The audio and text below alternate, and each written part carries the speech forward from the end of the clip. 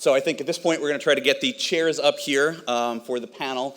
And as I'm talking and inviting you, I encourage the panelists to come up here. So the Legislative Leaders Panel is historically, traditionally been a highlight of NJBI's Public Policy Forum. Last year, we actually took a break from it because we had the primary candidates, and there were a lot of them, and we spent time talking about the gubernatorial election, but now we're back to the legislative leaders, and it's always great to hear and get this conversation started at the beginning of a year about what's ahead, what are we going to do, and we got a lot of change. It's a new legislative session. It's a new gubernatorial term, brand new governor, and there's a lot of optimism, a lot that the business community wants to get done, and so we're excited about what's coming up.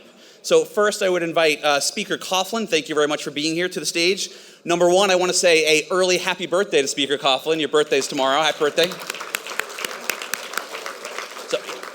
So happy birthday to the longest serving Speaker of the Assembly in New Jersey history.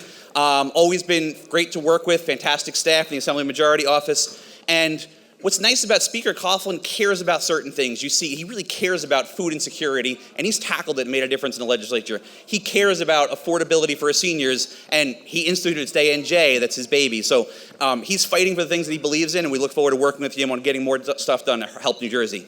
Next up, I invite Senator Gopal, the chairman of the Senate Education Committee. Chairman Gopal has been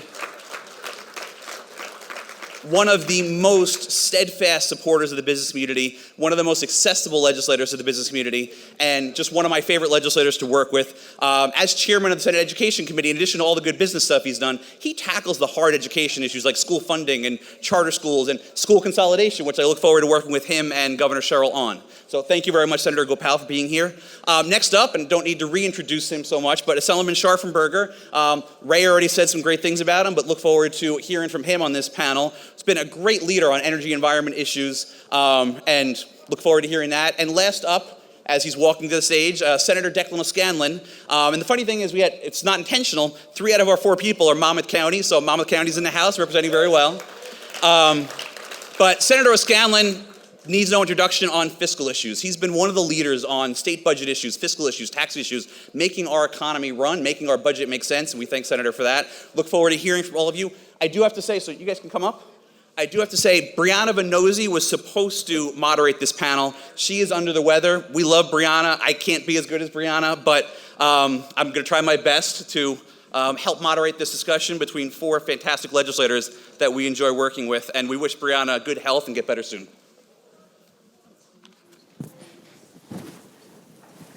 I don't like this thing. No, I can't stand it.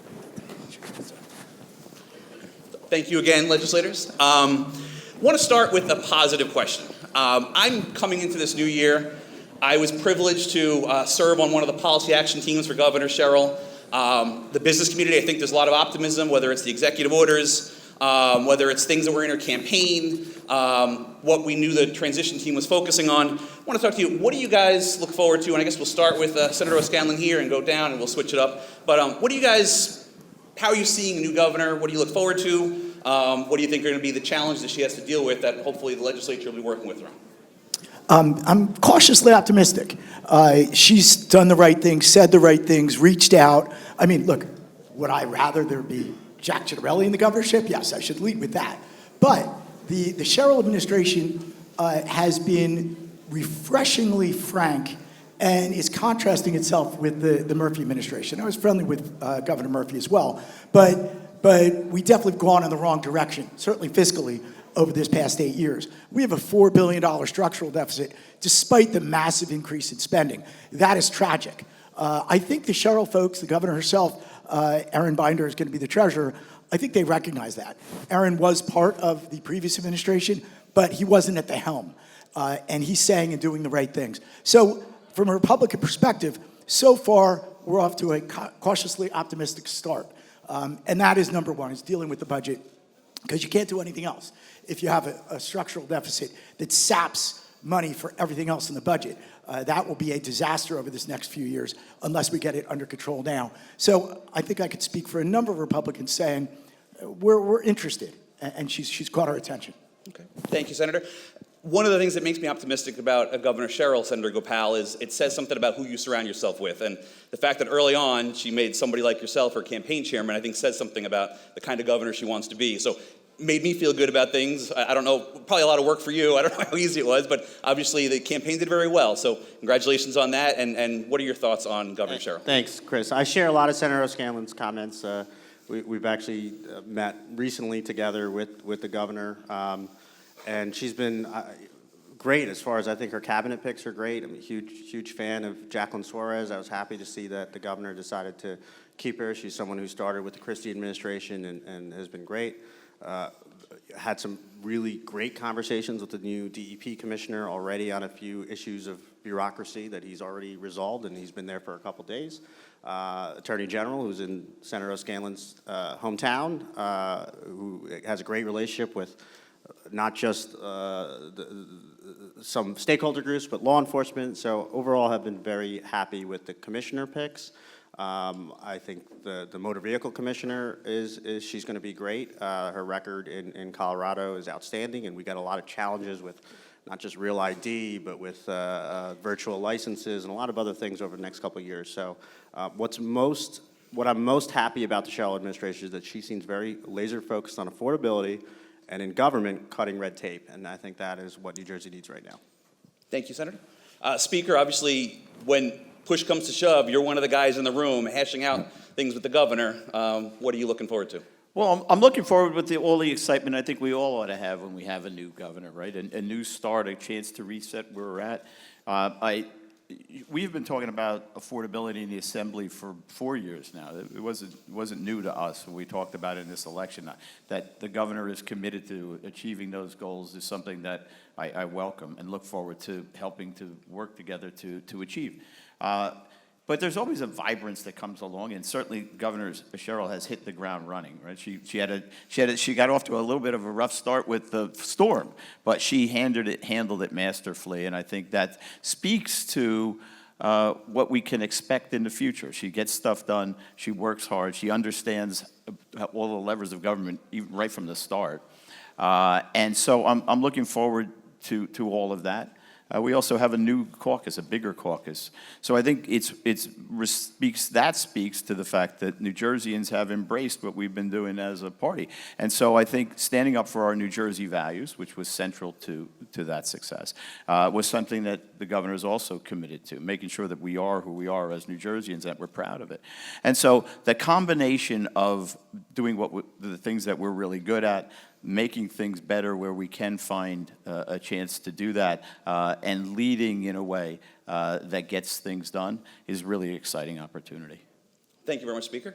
Assemblyman Scharfenberger, your thoughts? Yeah, thanks, Chris. One of the problems with going last is everything's been pretty well said, but I will say this. In addition to being a legislator, I'm also a resident here. My kids live here. My grandkids live here. So I'm rooting for her to do really well, and I think we, both Republicans and Democrats, want to, close ranks behind her and give her all of the opportunity to do well. And one thing, she's facing quite significant issues. We have to improve the business climate in New Jersey. Year after year, we can't come in 49 or 50 in the union, lack of business friendliness. So that's major. Certainly the budget is going to be challenging. Declan and I are both on our respective budget committees in the Assembly and the Senate, and there are challenges with the structural deficit starting out. So these are major problems that I'm hoping she'll tackle.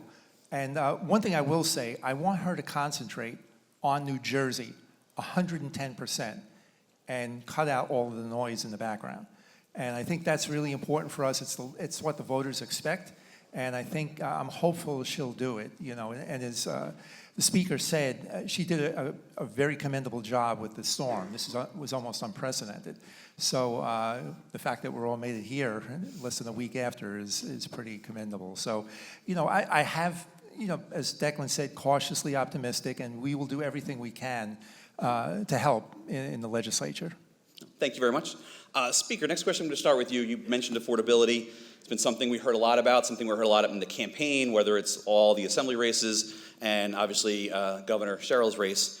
Affordability sometimes means different things to different people. And one of the things I like to say with affordability is I don't think, even though there's a lot of ways to get there, more taxes and more regulation doesn't make New Jersey more affordable. And I know we've done some good things on affordability that have been bipartisan, but can you talk about this election? We focus so much on affordability. Can we get to an affordability path that doesn't include any more tax and regulations and some realization that they kind of make our New Jersey's affordability worse? Well, I think we can. I think we have. I mean, I think we've been working towards doing that. We have record investment in reducing property taxes, right? $4.3 billion in last year's budget. About half of our budget, almost 49% or so, goes to reducing property taxes to people. That's one of the things that we need to continue to do. We also need to find ways to help people feel like they have a fair shot. I said, when I was privileged enough to get sworn in the last time, I talked about affordability. And affordability is more, I think, than just reducing prices. There's some things we can't do, right? The government's not going to make the price of a cell phone less than $1,000. I can't reduce the price of a car. But what I can do is have people think that they got a fair shot. And I think that's what that means in terms of affordability for most people. How am I going to be able to pay my bills? How am I going to make sure that my kids have the things that I want them to have? Every generation wants to give more to the next. So making sure that we have things in place to help support people when they need them is going to be critically important. That goes to affordability. Making sure that we have invested in things that are going to help grow our economy. And we invest very heavily in small businesses. We need to continue to do that. We have to be fair to people to make sure that they have a shot at succeeding. We have to make sure that we're doing the things that make New Jersey special. You know, we just did a bill a couple of years ago that is probably the best affordable housing bill ever done in the state. Will generate, experts estimate, 50,000 units over the course of the next decade.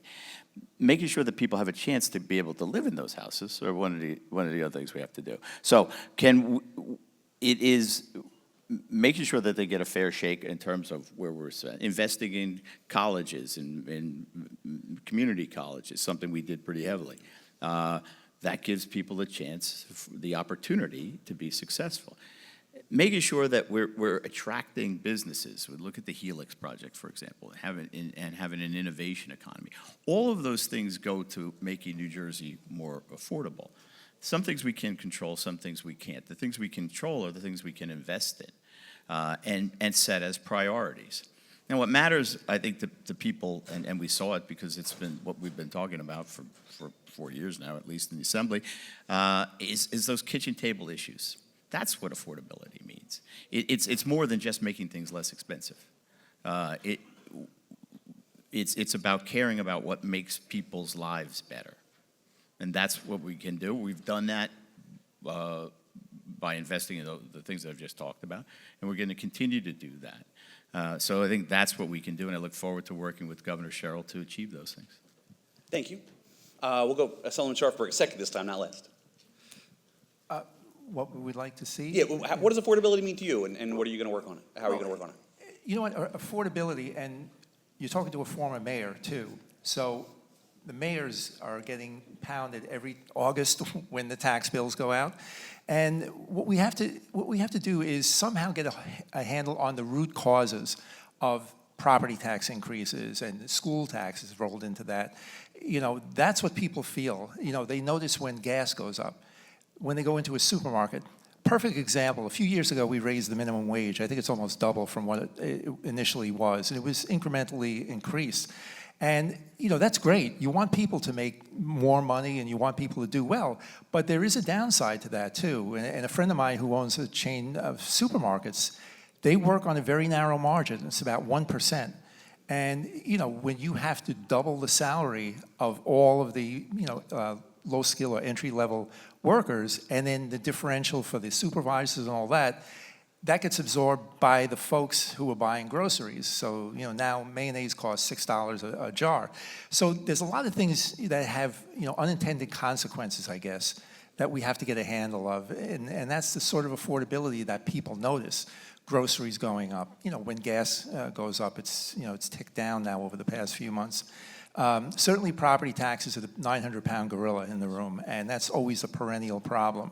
And, I think school funding is something we really have to address, make it more equitable. There are some districts that do very well, and other districts this year, I think there were 160, 170 that had massive increases, including some in my district. So that's the problem there. That's the everyday nuts and bolts things of folks trying to keep a roof over their head. And you have no idea how many people come up and say, I can't wait to get out of New Jersey, every time they get their property tax bill. So, there's a lot we can do, and we're hoping the governor will understand exactly where the problem points are, and starting with property taxes, cost of items like that. Certainly when utility rates go up, now New Jersey American Water just applied for, I think it's 12.5% increase to the BPU, so we'll see where that goes. And even if they don't get 12.5%, folks are going to notice an increase, whatever it may be. So those are the things that I think are the most prominent and the most noticeable to the folks on the ground out there. Thank you. Senator Gopal, affordability, what does it mean to you? Sure. So I agreed with a lot of the comments that both my colleagues and Assemblyman Scharfenberger did say. A lot of people do tell me also they want to leave New Jersey, but interestingly enough, most of the people wait till their kids are out of the New Jersey school system because they don't want their kids respectfully growing up in schools in South Carolina and Florida. So I do get a lot of people, and I think to Speaker Coughlin's credit of the Stay NJ program was to start looking at how we keep seniors here. While it is a very expensive state, we have brought a lot of companies. There's a reason why Netflix is here. Why? Because not just of the film tax credits, but because their employees want to be here in New Jersey. So how do we have those two balances of this beautiful state, a great environment, proximity to Philadelphia, New York City, and at the same time make it more affordable? One of the things that attracted me very early on to supporting then candidate Cheryl was her interest in mandatory consolidation. I know Chris hears about it from me way too many times. But even looking at an area like Ocean County, I was talking to the superintendent in Toms River, the amount of money they spend on extraordinary special education just in that county is over $150 million a year.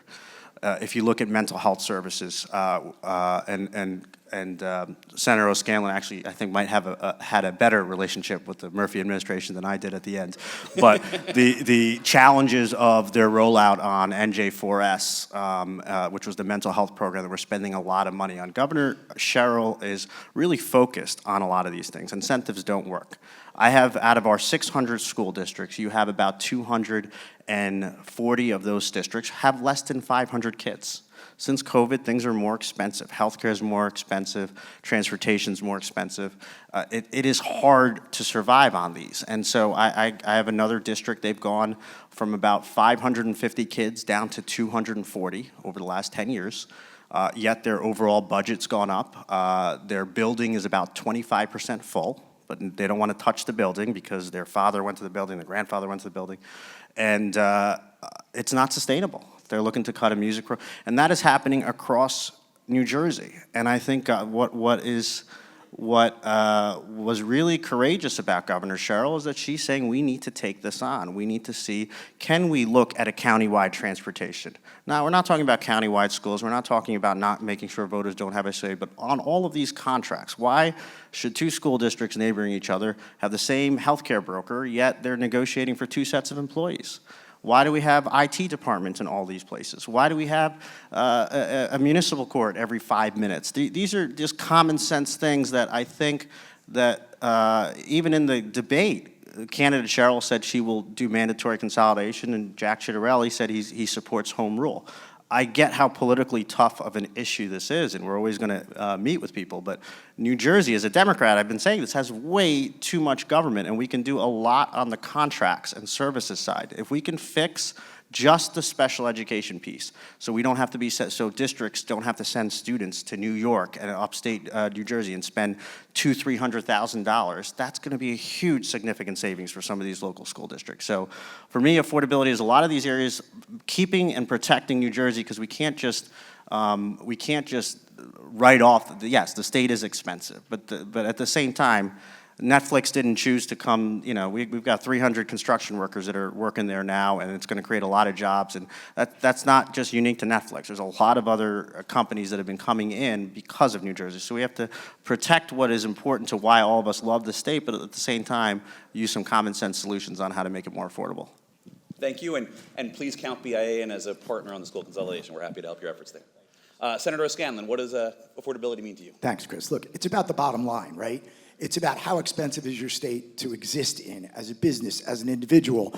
And by the metrics that you use to assess that, New Jersey's a disaster from that perspective. We rank dead last in business climate. We have the highest taxes in the nation and a huge budget and a huge deficit at the same time after 8 years of substantial growth. Muddy the waters all we want and talk about some of these individual things that we're doing, and many of them are good. The bottom line is still terrifying from a perspective of a business or an individual in New Jersey. The speaker mentioned that a big portion of our budget is a transfer of funds to municipalities, to schools, et cetera. But if you look at this past 8 years, we increased school funding by 50%, by $4 billion.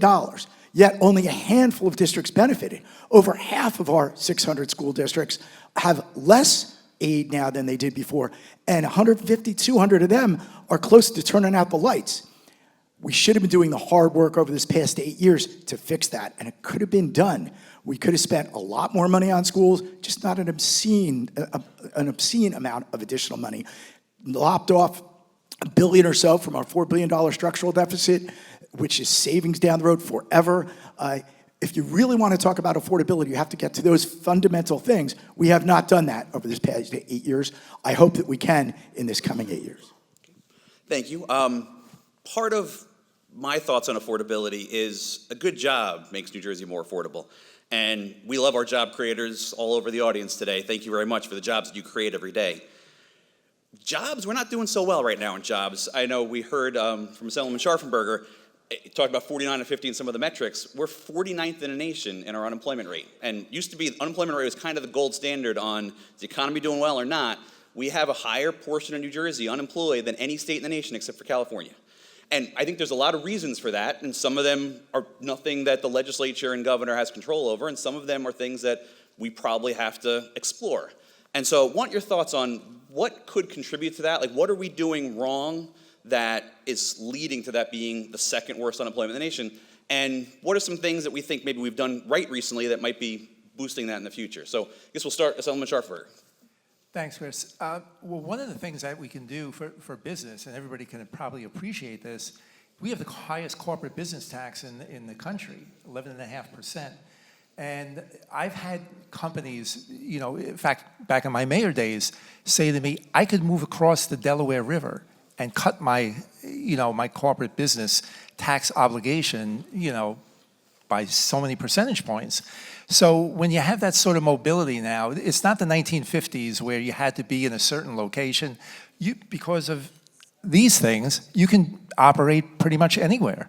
And we don't have the anchor that we used to have, so we have to make it more attractive.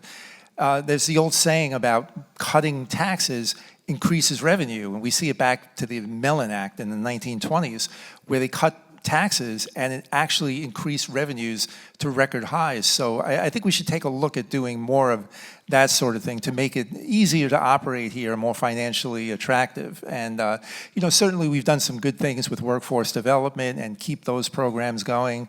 The EDA, incentives are important, but we need incentives like that, or else we really don't have a chance. And I think we can make ourselves more attractive and not have to rely so much on the incentives. We have a great workforce. New Jersey has so many things going for it. It has a great location. I think there's a quarter of the country's population within a few miles, within a few hours of us here, right here. We have a shoreline. We're between Philadelphia and New York City. We have great transportation. These are all things. We have a very educated workforce. I think we have the most advanced degrees in the country right here in New Jersey. So we have the nucleus of being able to do really well. We just have to make the bottom line a little bit more attractive for businesses to retain them and certainly attract them. So taxes are always the big kahuna as far as issues with business, and I think we can do a lot better there. Thank you. Speaker, any thoughts on why we're 49th? Nah. No, I'm kidding. Truth be told, look, I think there's a number of things we should do, and we're looking at unemployment as a snapshot right now, right? It always is. There were times when we had the lowest unemployment rate in the region in other states. Right now we face the challenge. So I think what we need to do is take advantage of what we do really, really well and continue to find ways to invest and attract businesses to here. Despite all of the talk about how everybody wants to leave New Jersey, it's not actually true. It's not factually true. New Jersey has the only growing population base in the region. Who are leaving, as Senator Gopal pointed out, are seniors. Seniors are leaving here, and that's why we've invested in Stay NJ to keep those folks here. Keep kids having their grandparents around. It's helping young families to make sure that they have their parents who can do it. I can tell you that now. I have 3 amazing grandkids. If you guys got another hour, I see we got 37 minutes. I can fill up most of it with pictures and stories and videos. They're cute kids. Yeah, they're adorable. Thank you. 100% biased, but you're right. I like this guy.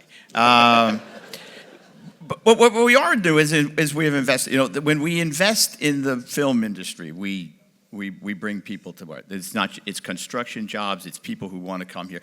Good paying jobs, people who have the opportunity. People are picking New Jersey because they care about a place where they can be themselves and where they can say that, look, we appreciate the diversity and the celebration of that we have here.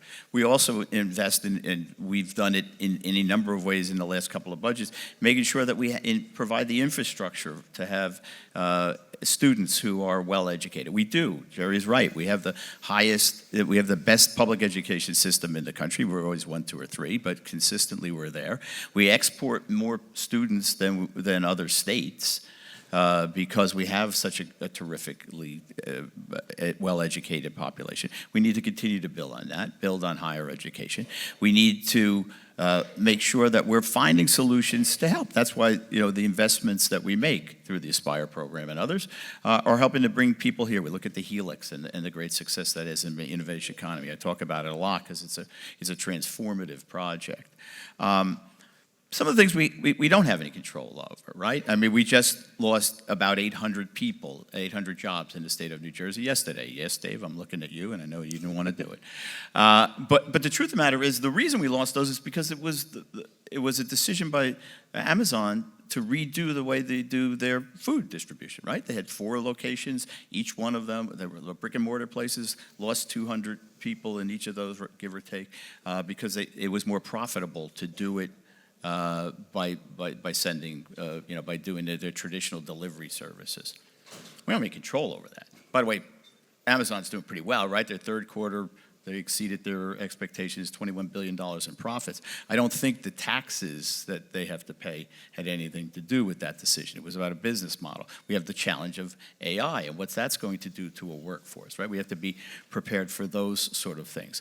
And we have to work, so we have to make sure that we're doing things on a high level to attract businesses in and keep them coming. You could all solve the problem today by going home and hiring a whole bunch of people. So if you want to take a break and go get some of that done, we'll take a couple of minutes. But the truth of the matter is that the corporate business decisions are made for different reasons, right? Certainly taxes is always one that's at the heart of it. That's why we have tax incentives to bring people in, right? Because it makes us competitive with New York and Pennsylvania and Delaware. And other places are doing the same kind of things. So we have to make wise investments to make sure that we're continuing to support the businesses at the top. We also have to do things to help smaller businesses. Right? And we've invested billions of dollars to help small businesses. We have to make sure that we continue to have an educated workforce with well-trained employees. So I often talk to, particularly in the manufacturing sector, you talk to people and routinely they will say, I can't find anybody who can do that job. So that we need to invest to make sure that those people have it. That also goes to affordability because I think you said it, Chris.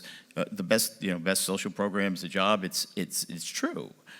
So making sure we have good jobs, well-paying jobs. With due respect to the minimum wage, I don't know that it's a matter of priorities, right?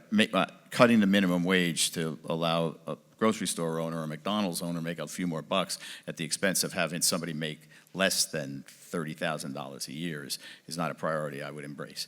So we have to stick up for what we care about. We have to invest in ways to continue to have a population that is well-educated, provides the workforce that employers need. We have to figure out how to attract good jobs into the state, and we have to continue to make sure that we're working with the business community in terms of regulations, in terms of LSRP. Some have been around for decades now, right? It's a good program. We passed the bill a couple of years ago to allow inspections where the municipality couldn't provide it, because we all recognize that time is money when it comes to getting a project completed, and it gets people to work. So working with the business community to try to find solutions that make sense, that's fine. Figuring out a way to reduce taxes would be terrific. We're doing it on the property tax side. We can continue to look to do it on the business side as well. Thank you, Speaker. Senator Gopal, on those jobs, you mentioned obviously film and TV come into in a big way in Monmouth County. Governor Sherrill talked about some of the regulatory reform issues that were brought up by multiple speakers here. Do we see that we're going up and not going down, and that 49 is going to get better under Governor Sherrill and the new legislature? Yeah, look, I think I'm probably going to offend half the people in this room, but I actually think New Jersey's done pretty good by two corporations over these last several years. I think I disagree slightly with the speaker, is I think New Jersey can do a lot more for small businesses and mom and pops, and I think that has always been the backbone here. And this has been a national issue. We saw it, during COVID. You could go to CVS to get a vaccine, but you couldn't go to your independent pharmacy. You can go to Home Depot, but you couldn't go to your local hardware store. New Jersey has, unfortunately, regardless of political party, has been very good to corporations regardless of the corporate rate. We give a lot of tax incentives. Where I think we have done very poorly is on mom and pops and small businesses, and I think there's a lot more we can do. I'm looking at the audience now, and I see some of my constituents, like good old Frank Preston over there at ACI Dental. That's a program right there where he's working on dental assistance and medical assistance. I see Grace Power, Solar Landscape. They have a couple hundred employees in Asbury Park. These are all small to medium-sized businesses that New Jersey should be looking to invest in. I think the corporations are doing fine, and I credit Amazon. I mean, with even with the layoffs, as the speaker said, that wasn't the reason. They have a very generous package, 90 days they're paying their employees, plus internally, plus a severance. They were able to absorb that minimum wage, I'm sure, and I got a lot of criticism from my party for voting against it, but I voted against it because the mom and pops are the ones that couldn't absorb that cost. So I do think we need to do a lot more as it relates to supporting those small and mid-sized businesses. Thank you, Senator. Senator O'Scanlan? Thanks, Chris. Look, again, the bottom line about a state and its government and its business climate and its job growth and its flourishing economy or not is about clear and consistent messaging and action from government that it understands what the impacts that its actions have on business and job creation. And New Jersey has been wildly inconsistent on that front. All due respect to the speaker, the overarching message that when government comes in and by just legislative fiat says, we are going to mandate your wages and mandate you increase one of your biggest costs, sends a really questionable, actually a really negative message to business. We also, the incremental tax increases, New Jersey did not get to be the highest tax state in the nation overnight. It's incremental. And with each one of the incremental tax increases we heard, it's no big deal. This really isn't going to affect anybody's behavior. It's cumulative, though, and it does. Businesses decide to come into states, to continue to be in states, to create jobs in one state versus another based on their bottom line. We live in a capitalist society, proudly so. No pejorative there. And by messaging continuously in New Jersey that, hey, well, and Governor Murphy said it himself, if taxes are your thing, maybe New Jersey's not your state. Horrific message to send to businesses, and ultimately we are now have the highest unemployment rate in the nation. My friends on the other side of the aisle like to say, well, our tax policy doesn't really affect decisions. But on the flip side, we give out tax incentives, and Netflix is a great example. Yeah, Netflix folks want to be here in New Jersey, it's great, love it. But Netflix would not be here without our film tax credits. And that sends a clear message that that our tax policy affects these decisions, dramatically so. So New Jersey needs to get much better at sending that clear and concise message, and then through our actions that we get that our actions are impactful, and we need to pay attention to them, each one of those increments, and make sure that we provide a state that the businesses can create jobs that are of value to them and their bottom line. Thank you, Senator. Moving to something more positive than 49th in the nation, but manufacturing. I love manufacturing. NJ, BIL is manufacturing. You can't be at a BIA event without hearing good things about manufacturing. We started out as New Jersey Manufacturers Association over 115 years ago. It's the bread and butter. There's manufacturers out there in the audience. They create multiplier effects in the economy. We love them. I'll start with Senator Gopal, former chairman of the Manufacturing Caucus in the legislature.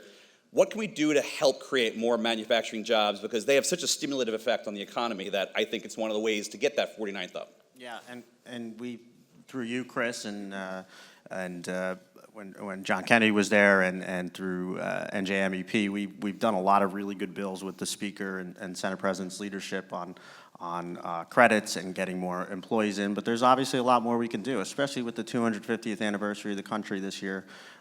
This is an opportunity to show what a lot of our manufacturers are doing. So I know this is a priority for the new Lieutenant Governor, Dale Caldwell, who's talked about how we could utilize manufacturing from the Small Business Action Center and many of those areas. So whatever we could do to partner with you guys, we absolutely will. We know there's a lot more that needs to be done here to make sure that we're supporting our manufacturers so they can keep investing in more jobs. No, thank you. Speaker Coughlin. Well, I agree with the with the senator. Look, I think manufacturing jobs are really good jobs. I've always tried to work with you to try to come up with ways to incentivize and to grow and expand the manufacturing sector of the thing. And some of that is being mindful of rules and regs and bills that might impede those kind of things. And so sometimes it's more of what we didn't do than what we may have done. As less is more. I've heard you say that to me, Chris. And that's because they're really good jobs, right? Manufacturing jobs are really good jobs. You can make a career in a manufacturing facility. You can be proud of the work that you do. You can have one job and not have to cobble together any number of jobs. And so beyond that, it's just good for the state. It's good to be able to say we produce these things. So it is something that we should continue to work on. It's something that we should continue to try to build. I think that's an area where we would have broad bipartisan support, quite honestly, and find ways to incentivize the manufacturing folks to come and continue to build or grow in the state of New Jersey. I'm proud. I particularly am proud. For example, I have the sole steel mill in the state of New Jersey is in my district. And I understand, I talked to them, we've tried to work through and help them with energy rates because they need that, right? That's part and parcel of how we help them succeed, by the way. We work through providing the energy that businesses need to grow and expand. And so I can understand, I meet with them on a regular basis. We work together. We find solutions to try to keep them here. We were instrumental in trying to come up with some legislation to help keep them from expand. They expanded into West Virginia ultimately, but by working together with the existing manufacturers and helping to attract more, I think we do the state a real benefit. No, thank you, Speaker. And I know Governor Sherrill's executive orders touched on some regulatory reform. It was a recommendation of the Manufacturing Caucus years ago, bipartisan, to do a government efficiency and regulatory review committee that ultimately was vetoed by Governor Murphy, but we'd love to take a look at that again now that it's being embraced by Governor Sherrill. And to that point, where did I say less is more? You will notice that some of those regulations, which the front office governor under Governor Murphy wanted to codify, were never codified. Yeah. Because we recognized that we needed to do more work on those, and that there was a manufacturing component and others that we needed to work with in order to achieve what we think would be a better. Well, thank you, Speaker. Assemblyman Scharfenberger, you've been active over the years at the Manufacturing Caucus, going to a lot of their meetings, hearing from manufacturers themselves. What are your thoughts on how we boost that industry? Yeah, I mean, all of the same problems that affect every other business affects manufacturing. But one of the things that I think we could do is, restore some of the funding to the NJMEP that we've lost over the years. Thank you. Certainly, and I probably shouldn't say this as somebody who teaches at the college level. Not every kid is cut out to go to college, and years ago I spoke to Paul That's not what Gaffney. you tell their parents. Every parent thinks they are, but I spoke to Paul Gaffney, who is president of Monmouth University, and I mentioned to him, why don't you guys create a degree program for, say, welding or some other trade type activity like that, and include, courses in software and business management and things like that, and create a degree so you would get people going in, young men and young women, into these programs and learn a skill and be able to go into manufacturing or the trades like that, but still have the all-important diploma, to show for it. And some of the community colleges are doing it. Brookdale's doing it, and I think Ocean County College is doing it. So we're seeing that, but I think we should impress on higher ed and partner with them a little bit more to develop these sort of degree programs that would produce the kind of workers that manufacturers would be able to tap into and expand their operations here with homegrown talent. And I think that's what we can do. That would help, in addition to all of the other business issues that have to be resolved. No, thank you, Assemblyman. And we have a lot of higher ed leaders in the audience today that are great partners of BIA, and they do fantastic work on workforce development, whether it's the 2 years, the 4 years, the public, the privates, the proprietaries. So we have a great higher ed sector in New Jersey, and I think they're looking for things like that to think outside the box and stay relevant to their students. So thank you to all that are in the audience. Senator Scanlon, manufacturing. So just very briefly, if you look again at the big picture, 70 years ago, 80 years ago, New Jersey was the manufacturing hub of the world. It was the most productive, efficient, and cutting edge as far as manufacturing of products and goods and products. And that changed over the past 70 years, not because I think of anything purposeful. I don't think there's a blame here. I think it was benign neglect as New Jersey embraced technology, and we all encouraged all our children to go to college and kind of looked askance at the trades and manufacturing jobs. I think that was a mistake, but I think we all collectively made it. Over the past 15, 20 years, I think in a bipartisan way with leadership in both houses and the governors, we have refound the value in trades jobs, in manufacturing, and we're getting there. But look, again, it's like anything else. If you're going to set up a manufacturing plant, are you doing it in New Jersey? Are you doing it in South Carolina? Are you doing it in Florida?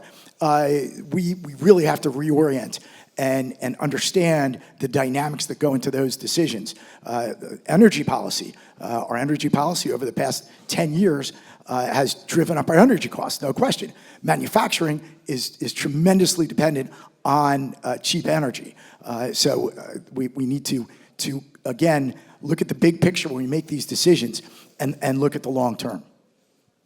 Thank you. Next, I'm going to bring up two odd things together, but energy and housing. Like, what do energy and housing have to do together? Number one, they were two priorities of Governor Sherrill when she ran in her campaign, and two of our transition team's focus on that. Number two is I think they both have succumbed to the basic economic principle of supply and demand. We need more energy, demand is growing a lot. We need more housing, demand's growing a lot.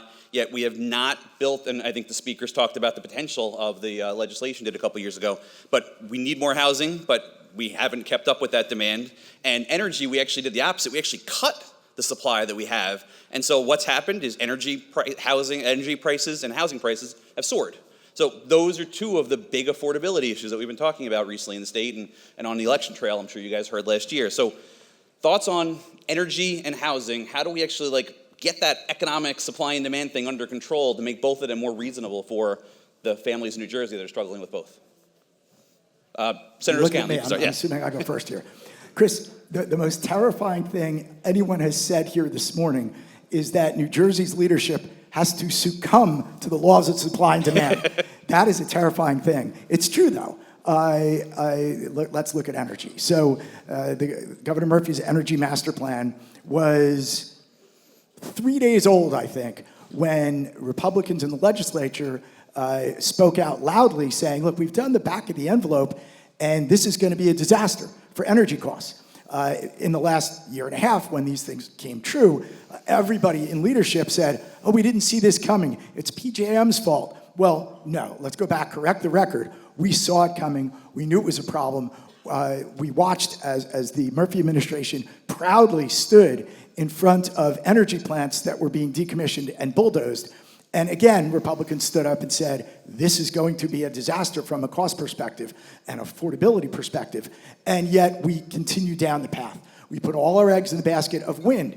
And I'm not against wind energy. It'd be great if just off our shore there was this boundless, endless font of free and clean energy. But again, back of the envelope, and I'm not that smart, but back of the envelope, I realize it doesn't make a whole lot of sense from a cost perspective. It may from an environmental down the road, but from a cost perspective, a total disaster. That is in fact what we're now seeing. You're absolutely right, Chris. We do need to pay attention to the law of supply and demand in energy, and now let's talk about housing. Housing is more intractable. Everybody wants more housing. Everyone wants the cost of housing to go down, but nobody wants additional housing in their backyard or in their municipality. New Jersey has taken a very heavy hand, and the only state in the nation that's taken a very heavy hand in forcing massive numbers of affordable units to be built across the state. Now, I don't think that's good policy, and I don't think it's been effective either. We haven't seen a lot of housing be created. So I think we need a different perspective on that. I've mentioned that to the governor, and I think that she is receptive to that. But collectively, we need to get together and come up with a housing policy that increases demand in realistic ways. We ignore massive numbers of areas where additional housing rehabilitation would be effective. And we look at small municipalities that have almost no buildable land and say, oh, they're going to build 500 housing units where there's room for 50. That's not realistic. That's false hope. And we need to redirect that policy in a way that's going to be more effective to the people who need housing and less impactful to the places that have nowhere to put it. Thank you. Senator Gopal? I'm just looking forward to Rick Thigpen's introduction in a couple of minutes of the governor. No, I'm joking. If Rick is here. Oh, sorry, you're right there. You know you were sitting in the front, sorry. I think I've been really encouraged by everything the Sherrill administration has done so far. I share a lot of the concerns that Senator O'Scanlan had of the prior administration. I'm a big fan of Matty Erbish, who's the governor's energy person on these issues. Obviously, I think a lot more as it relates to nuclear, solar. There's a lot that we should have been doing that we have not done, and we should have somewhat seen this coming, and we didn't. I agree on that. So I'm encouraged by a lot of the early actions, and there's been some really productive conversations I know with PSE&G and JCP&L and everybody else, and I'm hopeful it's going to get to a good place where we can do both at the same time on costs as well as try to figure out new sources of energy. Thank you, Senator. Sorry Speaker? for the joke. Thank you, Chris. So I think it's pretty clear to all of us that what we really need to do is figure out how we're going to generate more power on our own, right? That's a pretty well-established principle at this point. You know, how we go about doing that and how we fund that and how we make sure that we have all of the power, the energy that we need to power the state is one of those real challenges, and I applaud the governor for making that right at the top of the list because it impacts everyone. It impacts people who are trying to pay their electric bill, keep their houses warm. People who are trying to want to come to New Jersey. I talked about that steel mill in my district. One of the things that they wanted to do was make sure they had a secure source of energy. One of the things they wanted to do was make sure the rates were going to make us competitive, and we did some legislation to help them do that. We have to produce more energy. That's the simple solution to that. Now, PJM has not been a great partner. They're not transparent. There's lots of things that we should do around those. But the truth of the matter is we need to get our house in order in terms of producing energy. And I think here's one area where I've really disagreed with the Murphy administration in the past, and I think we need an all-of-the-above approach. You don't want to put all of your eggs in one place. I think wind energy, frankly, that wind energy, if it had come on board, would have provided, I'm told, a substantial amount of energy. But that didn't get off the road late. I think that frankly, I think they started backwards. If they had started over 40 miles out rather than 8 miles off of Beach Haven and Atlantic City, the challenges would have been less. But the truth of the matter is that should be one of the components, right? We have wave energy. All of the things we should try to do. Solar is fastest and cheapest. Experts will tell me, Grace will tell me, that's the best, fastest way to get it online, but that requires battery storage. So we need to have a comprehensive plan to do that. We have to look at how we're going to handle natural gas. I think that probably should be part of the solution. I don't know about you guys. I'm a really big fan of air conditioning in the summer, and particularly been a real big fan of heat lately. So the truth of the matter is we have to provide for all of those things, and we have to figure out what we're going to do with data centers. Enormous consumers of energy, right? Something we want to attract to the state. We want to attract business to the state. We want to talk about expanding the manufacturing segment of the population. We have to make sure they have the energy that they need. So I applaud the governor for starting there. The first thing she did was recognize that this is a critical thing, not just because of the electric rates, but which is part of it, but because it's so pervasive in all of the success that we want to have. With regard to the housing, I think we have to make sure that people have a place to live. I don't know any of us who would go home today and say, no, we can't make people have somewhere to go. They can stay outside. None of us, we care about homelessness, right? We care about making sure people have a roof over their head. It's particularly acute on a day like this. It was 4 degrees when I woke up in Fords, New Jersey this morning. Imagine being outside. Imagine not having heat. Imagine not having all those things. I think it's more of a moral obligation. Anybody who listens to me will tell you I think there's 4 things we have to do that are more moral obligations. If we're going to be a great state, we have to make sure people have the food that they need to eat, the place to live, opportunity to succeed, and I think that's largely education, and the medical care that they need. We do all of those things pretty well, but we can do it more. But we also want to have people stay in their communities. They want to be able to stay, not just seniors, but people who want to live in the place where they grew up. And so, some of the things when we talk about the low and moderate income housing, when we're talking about folks who would be qualified for that, it could be a teacher and a cop. Maybe somebody who grew up in those communities. And so, there are lots of reasons that I hear from municipalities about why they can't build anything in their place. I'd rather hear why they can and why they ought to. Because everybody's proud of the people who grew up in their community. And lots of people in New Jersey are really proud of the town they grew up in. They really are. And they want to stay there. So making sure that we put things in place to get those things accomplished is part of our mission as legislators. In fact, the bill that we did before, that we did a couple of years ago, has resulted in, I think, north of 500 communities working out affordable housing plans, because the towns had more authority and more ability to negotiate in those positions. Developers got to the table. And housing experts, would support that bill. We need to look at how we continue to find more ways to find places for people in New Jersey to live. Our population isn't going to grow if there's nowhere to stay. And so we have to take care of the least among us. We have to figure out how to do that so nobody's living outside, nobody lives in their car. We have to figure out how to find a place to get people to have places to live where they want to live. And we need to be committed to making sure that we do that in a way that allows towns to thrive.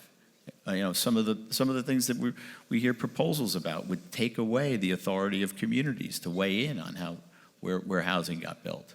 I think we have to be mindful of that. I think Declan was talking about it. Senator O'Scanlan was talking about it. When we say communities have a right to stand up for what they want to believe in. So doing all of those things together, and I think the governor has recognized we need to start with making sure that we have the energy to keep the state going.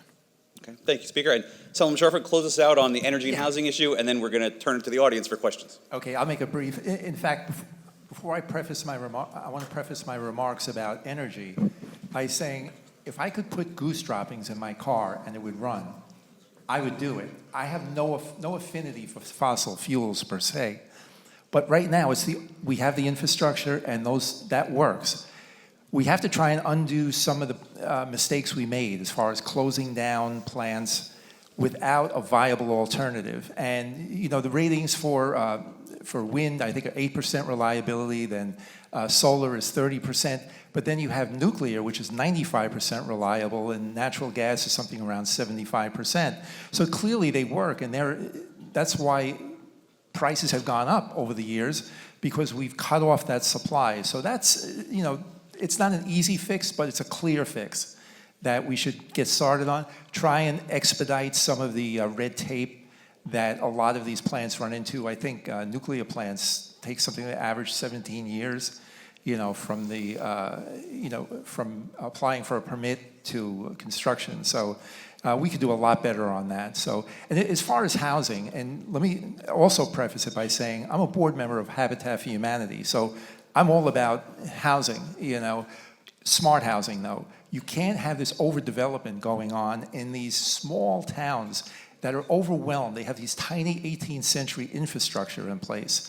When there are some municipalities that have infrastructure, have transportation, have job centers, that have no quotas given to them.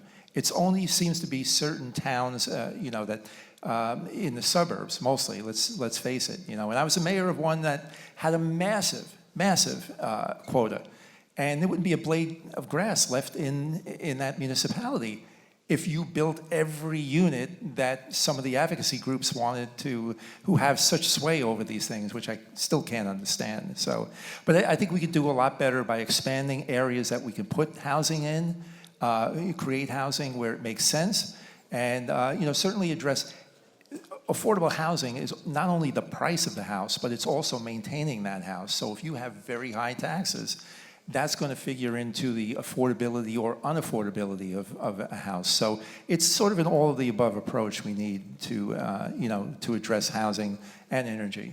Thank you very much, Assemblyman.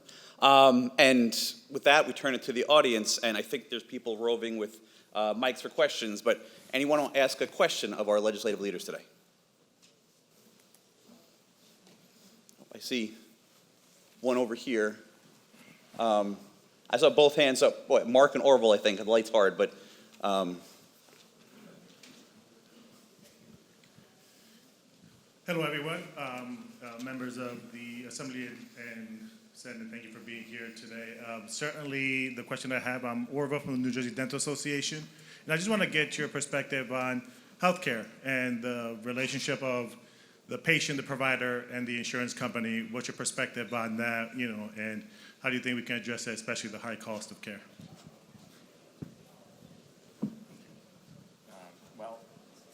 I think we can all agree we should make it less expensive. And still preserve all of the great treatment that we have and make sure we have all the best providers. That's really the challenge, right? How do we make sure that we have all of the best providers, all of the modern technology, all of the things that modern medicine has done to make life expectancy better, to allow us to address challenges that we have and make it more affordable? But that's the real challenge. So I think the answer to that is to continue to invest in medical care, right? Continue to attract the best minds. We have a cancer center now that is nationally rated in the state of New Jersey, and try to figure out how we control those costs. I don't know if we're going to make things less expensive. We want top docs. We want the best machines to do examinations. So how do we control those costs? And I think part of that is prevention. Part of that is wellness. Part of that is a holistic approach to health care. And I think making sure we have all of what we deserve as a society who has been pretty good. New Jersey's really a leader in medical advancement. I think that's how we do it. We just have to have a coordinated effort, a singular goal of doing the best and working together to get it done. I think it's just, we can't stifle advancement, technology. We can't fail to have the best doctors. Anybody else want to take on the healthcare question? I'm sharing it despite belief from some of my constituents. I don't get health care from the government. Thank you, BIA. As a BIA member, I'm shopping through their network as we speak to try to get on a plan. And it's very, very expensive. And I think that there are some proven things across the country on how we can make sure we're working with our healthcare providers to lower the costs. And there are some medications out there that are rising costs in certain plans. As the speaker said, there's a lot more we could be doing on wellness. We have to also, I always reach out to Horizon or Aetna and I'll say, hey, this provider is giving me all of these things, and then they'll come back and say, well, the provider billed for 56 things when they should have billed for 2. So I think there's a lot of fault maybe in all ends and a lot that we need to collectively do, understanding, as Senator O'Scanlan said, that this is a capitalistic system, but also, as the speaker said, that healthcare, I believe, is a human right, and every human being deserves to be healthy. So I think that's a challenge of how we can attain that here in the state, and I think we're going to have to keep working on that. We know Ozempic is the popular one, but there's a ton of these medications out there that are really rising the costs on a lot of these small plans. Anybody else in healthcare? I think, Mark, you had a question. All right, Mark Valley from Northwest Cap, representing the northwest corner of the state. Thank you, Mr. Speaker, for your leadership on putting New Jersey on the map, at #1 on the map for food security work. My question is about the Affordable Housing Trust Fund. Affordable Housing Trust Fund is a dedicated stream of revenue legislatively required and off the realty transfer fee. So there's no additional revenue that needs to be created. The revenue's already there, but in the last budget, that revenue was diverted to other programs. It supports nonprofit, small nonprofit developers to build more housing. It's the only source of revenue that really is dedicated to that purpose. We keep those housing units in the character of the community that they're in. So my hope is that you both parties work together to make sure that those funds remain to the dedicated stream of revenue that they were intended for. So that's the Affordable Housing Trust Fund. Just want to hear if you have any thoughts about that work and the work that the Affordable Housing Trust Fund creates. Senator Scott? 100%. I hear you. Republicans would make sure that those funds were not diverted. Look, New Jersey talks out of both sides of its mouth. We need more housing, yet we're diverting funds because of what we have as a looming budget crisis. And you're exactly right. The units created with that money are exactly how you should be creating units. It's very efficient. We should be doing more of that, not less. Speaker? I just thank Mark for the kind compliment. And I think we should continue to work. We have invested millions and tens of millions and hundreds of millions of dollars in providing for the construction of affordable housing units and otherwise. So we should continue to work to do that. The more money we can find to invest in that, I think the better off we'll be. Ms. Ellen? And I agree about the Housing Trust Fund. It's essential too. And the chapter of Habitat Humanity of Monmouth County that I'm in is very concerned about losing funding, because a lot of the like Habitat for Humanity, HabCorp, a lot of these organizations can build affordable housing with a lot less restrictions than maybe for-profit or government entities, whatever they may be. So you get the most bang for your buck if you go through these type of entities. So I think that's critical, and hopefully we'll be able to restore or at least maintain the level of funding for the trust from now on. Thank you. Senator, anything? I agree with all my colleagues, and one of the past practices of both administrations has been raiding funds, diverting funds, and I'm hopeful that that's not the case moving forward. Well, I want to thank all 4 of our fantastic legislators for being with us this morning. So thank you very much. There was a whole list of questions that I wanted to get to, but we heard fantastic things. So sorry we can get more questions. I think these are 4 of the more receptive legislators in the state to the business community. So thank you very much. And Speaker, again, wish you a happy birthday tomorrow. And thank you again, all of you.